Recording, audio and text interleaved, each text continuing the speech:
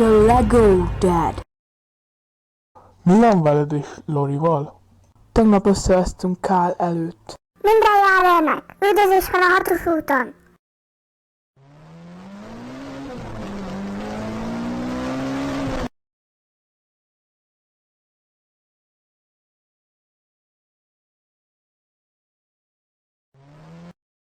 Szép volt mindenkitől.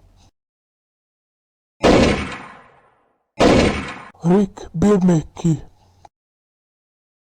Hoztam neked egy kis virágot. Ez a váz olyan, mintha a nagyanyádé lenne.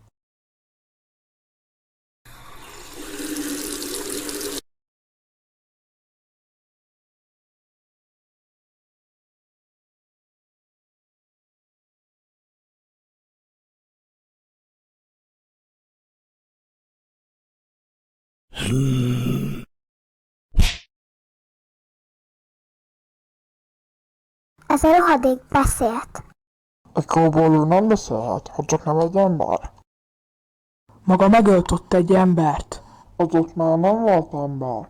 Ezt meg hogy érti? Kitört egy apokalipszis, amiben az emberek kóbolókká válnak. Ez esetben, ha elmegyünk az őrsre, találunk egy csomó fegyvert. Rendben, akkor induljunk. Oké, akkor a fegyvereknek az egyik fele a tiétek, a másik fele pedig az enyém. Rendben van. Sok szerencsét ahhoz, hogy megtalálod a családodat. Nektek pedig ahhoz, hogy túléljétek ezt. Akkor viszlát!